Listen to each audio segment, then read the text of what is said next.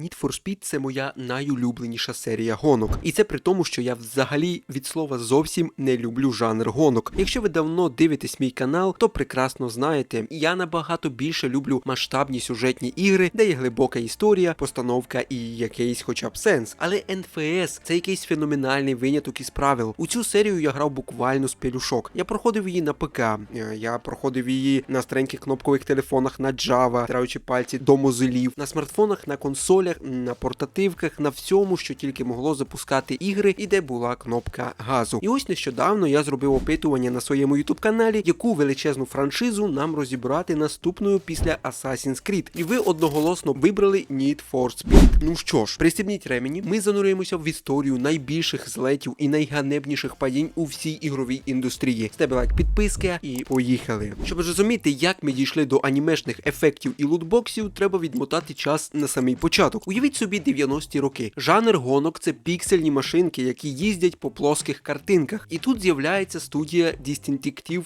Software, яку швиденько купує гігант індустрії Electronic Arts і перейменовує на EA Canada. Вони вирішують зробити не просто гонку, а симулятор мрії. Це була епоха, коли народилася сама ідея Need for Speed. Дати людям можливість покерувати машинами, які вони в реальному житті побачать хіба що на вкладишах від Joyo Turbo. І це спрацювало дійсно, тому що серія почала з цього моменту рости. Але головний переломний момент стався трохи пізніше. Знайомтеся, студія EA Black Box. Саме ці генії взяли франшизу у свої руки на початку нульових і перетворили її на релігію. Вони подарували нам золоту епоху стритрейсингу, неону, тюнінгу і поліцейських погонь. Вони були богами жанру. Але EA – це EA. Компанія, яка відома тим, що витискає зі своїх розробників усі соки, виставила жорстку умову. Нова частина Need for Speed має виходити кожного, року. Ви що там курили? Робити якісну AAA-гру за 12 місяців – це просто самогубство для компанії. І Black Box банально зламалися під цим пресом. Після низки спірних ігор EA їх розформувала. І тут почалася епоха блукання по пустелі. Франшизу передали студії Criterion, творцям Burnout. Ті спробували зробити з NFS симулятор аварій. Потім EA створила студію Ghost Games, суто для того, щоб вони робили тільки Need for Speed. Ті бавилися з франшизою майже 10 років, кидаючись від кіношних сюжетів до казино механік. У підсумку EA закрила і їх, повернувши ключі назад до студії Criterion. Серія стільки разів змінювала розробників просто тому, що видавець сам не розумів, чого він хоче. Вони гналися за трендами. Модний форсаж – робимо стритрейсинг. Модний автоспорт – робимо легальні треки. Модні відкриті світи – робимо, пісочницю. Франшиза втрачала популярність саме через цю шизофренію. У неї просто зникло власне обличчя. А тепер, коли ви знаєте контекст, хоча б трошки мінімально, ми переходимо до найсмачнішого. Наш тир-ліст. Усі основні ігри серії, від найдавніших динозаврів до сучасних спроб повернути велич. І ми розберемо кожну. І ми розберемо її так, не сильно прям в деталях, але щоб ви плюс-мінус розуміли, що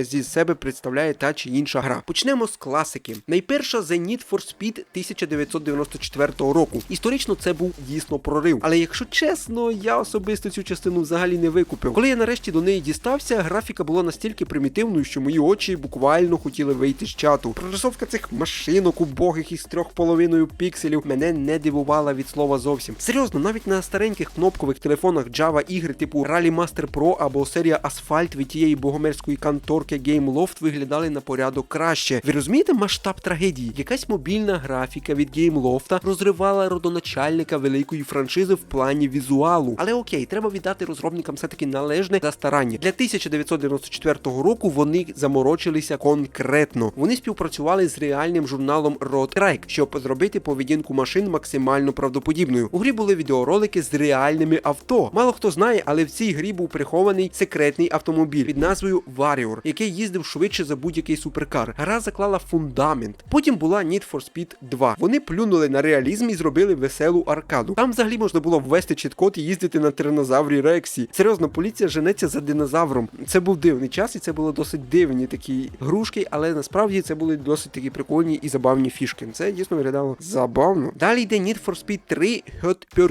Pursuit, як там читається, неважливо. Ось тут серія знайшла своє перше справжнє я. З'явилася повноцінна поліція, шипи, перехоплювачі. Гравець міг сам грати за копа, а як секретна тачка там був Ель Ніньо. Цей футуристичний болід, який просто розривав усі закони фізики. Need for Speed High Stakes. Вони додали систему пошкоджень і економіку. Ви могли розбити свою машину і вам доводилося платити за ремонт. Більше того, там був режим на рожеві талони. Якщо ви програвали гонку, гонку, гра буквально забирала вашу машину з гаража назавжди. Уявляєте цей рівень стресу в кінці 90-х, блін. Це було дійсно дуже жорстко. Need for Speed Porsche Unleashed. О, це унікальна була історія, тому що EA якимось дивом, мені не зрозуміло, підписала ексклюзивний контракт з Porsche. І ця гра була присвячена тільки цій марці машин. Звучить нудно, але графіка, фізика і навіть пропрацювання салонів були на такому достойному рівні, що інші ігри просто плакали в кутку. Через цей контракт, до речі, в інших гонках майже 20 років не було автомобілів Porsche. EA просто монополізувала їх. І завершує класичну епоху Need for Speed Hot Pursuit 2. Смішна ситуація. Версію для ПК робила одна студія, і це була посередня гра. А версію для PlayStation 2 робила та сама Black Box. І це був шедевр із гелікоптерами, які скидали на вас бочки з вибухівкою. EA подивилася на це і сказала: так, тепер ви будете головні, блін, в цій франшизі. І ось тут починається золота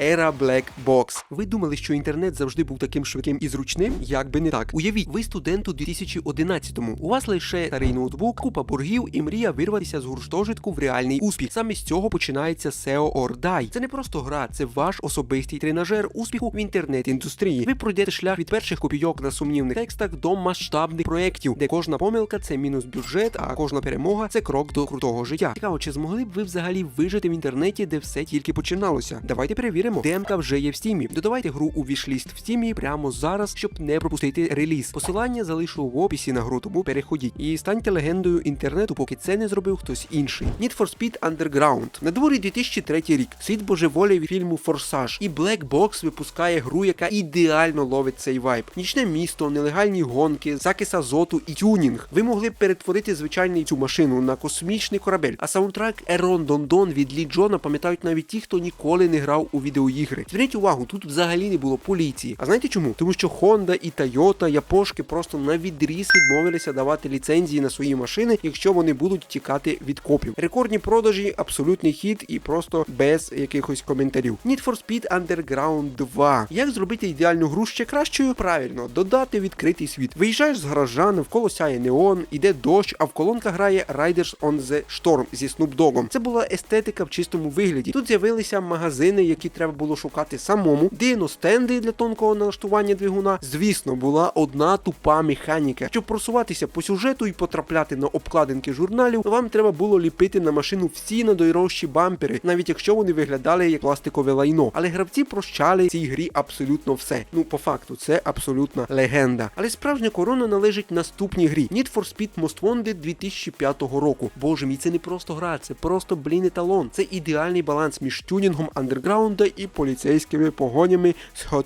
Pursuit. Сюжет простий, як двері, в принципі. Якийсь хмір Razor підставляє вас, забирає вашу BMW M3 GTR, і ви маєте піднятися з низів чорного списку, щоб повернути її. Фільтр кольору дитячої несподіванки спочатку бісив, але зараз це фірмовий стиль. А копи – це найкраща поліція в історії серії. На 5-му рівні розшуку за вами виїжджав сержант Крос на корветі, і це був реальний страх. Цікавий факт. M3 GTR – це реальний гоночний болід, який був випущений обмеженим тиражем, і саме ця гра зробила його іконою автомобільної поп-культури. Most Wanted продався тиражем понад 16 мільйонів копій. Це абсолютний пік індустрії серії саме Need for Speed. Need for Speed Carbon вийшла всього через рік після Most Wanted, і це, блін, відчувається. Розробникам дали якихось жалюгідних 10 місяців. Вони вирізали половину міста, пошматували сюжет, але все одно видали дуже круту гру. Каньйони – це найкраще, що було в Карбоні. Ти їдеш по вузькій дорозі вночі, позаду прірва і одна помилка, ти летиш вниз. Тут з'явився автоскульпт, система, де можна було ліпити деталі машини, як із пластиліну. І знаєте що? Графіка досі виглядає соковито завдяки глибокому синьому фільтру. Потім EA вирішила, що нелегальні гонки всім набридли, і виходить Need for Speed Pro Street. Райан Купер знімає шолом і йде на легальні треки. У 2007 році гравці цю гру просто зненавиділи. Де копи? Де нічне місто? Що це за легальщина? Але сьогодні Pro Street вважається прихованим шедевром. Фізика тут вимагала реального скілу, а заїзди на максимальну швидкість на шосе в Неваді. О, чуваки, блін, коли ти летиш 350 км на годину, машина підстрибує на купині, і ти розумієш, що зараз розіб'єшся вщент, це були круті емоції. І це дійсно ті емоції, які мало яка гра може тобі дати. Тут, якщо ти влупився в стовп, все, гонка буде закінчена. Машина в тотал. Крутий експеримент, насправді. Хоч і не сильно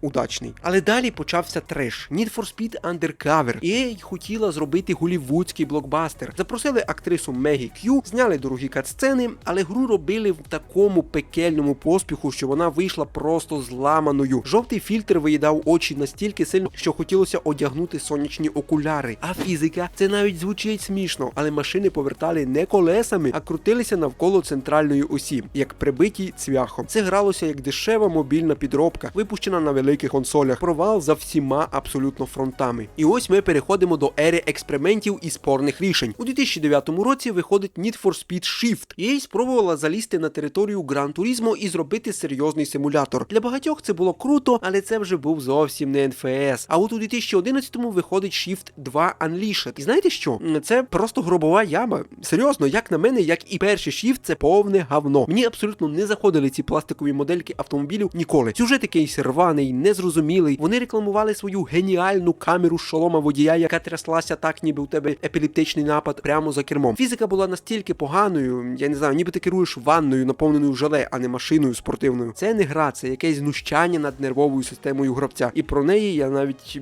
багато чого сказати не можу. Ви думали, що інтернет завжди був таким швидким і зручним? Як би не так. Уявіть, ви студент у 2011-му. У вас лише старий ноутбук, купа боргів і мрія вирватися з гуртожитку в реальний успіх. Саме з цього починається SEO or Die. Це не просто гра, це ваш особистий. У 2010 році паралельно виходить Need for Speed World. Ох, цей сраний фрі-ту-плей тришак. Назва взагалі не передає всю цю ейфорію ідіотизму, яка там відбувалася. Це був відкритий світ, зліплений з карт Most Wanted і Carbon. Але петухи з EA додали платну валюту Speed Boost, і за неї можна було купувати нові автомобілі та всякий мусор. Хочеш нормальну тачку? Плати. Хочеш бустер-пак, павер-ап і, я не знаю, якісь там XP-шки? Плати кредиткою або бляха відправляй смс. Це було легалізоване казино, де без донату ти їздив на кориті і ковтав пил від мажорів. 14 липня 2015 року Electronic Arts нарешті відключила сервери. Життєвий цикл цієї ганьби був закінчений. Найгірша гра в серії не інакше. Закопайте і забудьте, дійсно. Того ж 2010 року виходить Need for Speed Hot Pursuit від студії Criterion. Це був перезапуск класики. Без сюжету, без відкритого міста в класичному розумінні. Просто розкішні траси на природі, екзотичні суперкари і зброя. Емі, шипи, вертольоти. Це був такий собі Burnout Paradise з реальними тачками. Дуже бадьора і красива гра, де презентація кожної машини виглядала як реклама на телебаченні. Рік 2011. Need for Speed The Run. На мій погляд, це дуже спірна гра. За класикою останніх років сюжет повне говно. Ну вже вибачайте, мені взагалі не цікавий цей примітив, який тягнеться з частини в частину. Немає ніякої оригінальності і креативу. Ви гонщик на ім'я Джек, який, як завжди, замішаний з мафією. Мафія, яка, як завжди, тримає вас на прицілі і яку ви, як завжди, у фіналі перемагаєте. Да, оригінально, креативно просто. Оскар в студію розробникам. Гра була зроблена на рушії Frostbite від Battlefield, і тут навіть були QTE-сцени. Хуя звіявляй.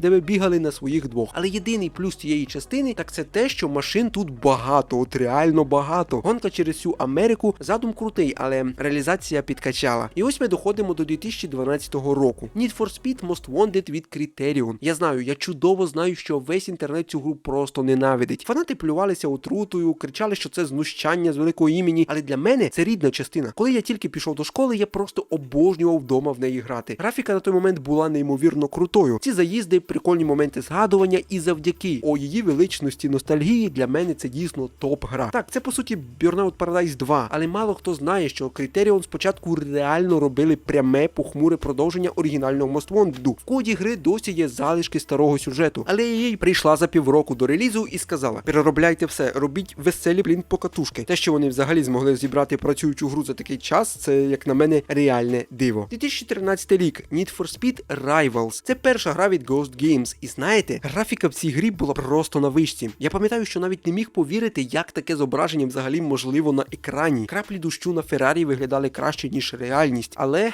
загинайте пальці, не було сюжету як такого. Не було нормального режиму кар'єри. Тюнінг авто був настільки спрощений, що хотілося плакати. Погане рішення, як на мене, дуже погане. Через це гра просто не могла зацікавити надовго. Ти покатався пару годин, подивився на гарні пейзажі і все. Стає нудно до скрипу в зубах. А ще гра ламалася, якщо хост покидав сесію. Технічний шедевр, блін. 2015 рік. І черговий ганебний шматок коду. Need for Speed No Limits. Мобільна NFS ніколи не сприймалася мною як щось серйозне. Це просто галімий кусок коду, поверх якого натягнуті красиві, як для телефона текстури, окей? Це, звісно, не революція для мобілок. На момент 2015 року була тільки жахлива уродська підробка Real Racing 3. Я вже не пам'ятаю точно, чи був тоді нормальний асфальт вже вийшов, але точно знаю, що асфальт завжди був набагато технологічно просунутішим за цей сором. А я вже вже мовчу про кінський донат, про ці тупі колаборації на кшталт Snoop Dogga та максимально наркоманський туторіал на старті гри з якоюсь кім, яка зроблена в стилі скріншотів. Скріншотів, Карл! Чому не можна було зробити хоча б дешманські катсцени? Це дуже дешево виглядає. Я не хочу читати текст у гоночній грі. Не хочу. Ні, чуваки, сорі, але я поставив жирний хрест на мобільній NFS ще в 2015 році. І не задарма. Це реально говно. Того ж 2015 року на консолях і ПК виходить перезапуск Need for Speed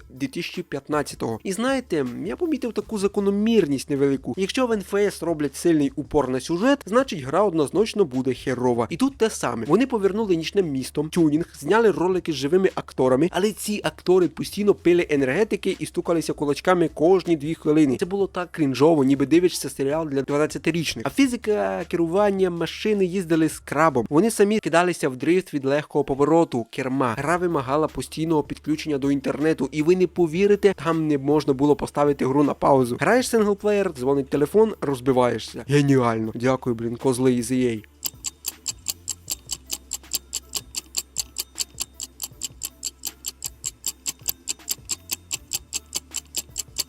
2017 рік. Need for Speed Payback. Мені гра сподобалася чисто своєю графікою, але сюжет, серйозно, він максимально тупий. Взагалі не цікавий сюжет. Ви граєте за Тайлера Моргана, найбільш дратівливого персонажа в історії гонок. І найгірше, EA запхала сюди Speed Cards. Щоб прокачати машину, ви мали крутити рулетку, як у сраному казіно. Ви не купували двигун, ви вибивали картку з випадковими характеристиками. Після скандалу зі Star Force Battlefront 2 їм довелося терміново переробляти цю систему, але осад залишився. В результаті середнє. Ні риба, ні м'ясо. Все-таки не рекомендую. У 2019 році Ghost Games випускають Need for Speed Heat. І знаєте, після всіх попередніх частин ця мені сподобалася насправді. Світ цієї гри реально великий і новий. Яскраве Майамі, легальні гонки вдень і суворий нелегал з жорсткими копами вночі. Є де покататися, є що потінінгувати. Це був дійсно крок у правильному напрямку від студії. Але, от чесно, якщо вибирати між цим убожеством і The Crew 2, я б краще обрав The Crew 2. Там банально більше можливостей. А тут геймплей усе одно залишається примітивним до біса. І знаєте, що найсмішніше? Щойно Ghost Games зробили нормальну гру, і я їх закрила. Просто браво, блін, логіка вийшла з чату. Я не знаю, на чому вони взагалі сидять, от реально. Need for Speed Hot Pursuit Remastered із 2020 року. Ну що тут скажеш? Покращили графіку, підтягнули текстурки, але гра закоротка, щоб сприймати її як повноцінний сучасний реліз. Це лінивий кеш-грав для фанатів оригіналу. Це все, що я можу про неї сказати. От реально. І ось ми підходимо до сьогодення. Need for Speed Unbound із 2022 року. Робила її знову студія Criterion. І це дуже добрий середняк. Вони додали ці анімешні мальовані ефекти поверх реалістичних машин. Комусь зайшло, комусь ні, але персонажі – це просто уродські моделі, які абсолютно не розкриті. Це просто картонка. Ніяких реальних інновацій остання частина так і не принесла. А сюжет, як і завжди в останніх частинах, виявився нецікавою хернею про підлітковий бунт і зраду. Грати можна, звісно, їздити приємно, але душу взагалі не чіпляє. Щодо спін-оффів, то давайте просто коротко. Серія V-Rally з 1997 по 2018 роки. Знаєте, V-Rally 1, 2, 3 і 4 це взагалі не Need for Speed, окей? Це європейські ралійні гонки, до яких американська філія EA просто приліпила логотип NFS для кращих продажів у США. Забудьте про них у контексті нашої історії. Фух,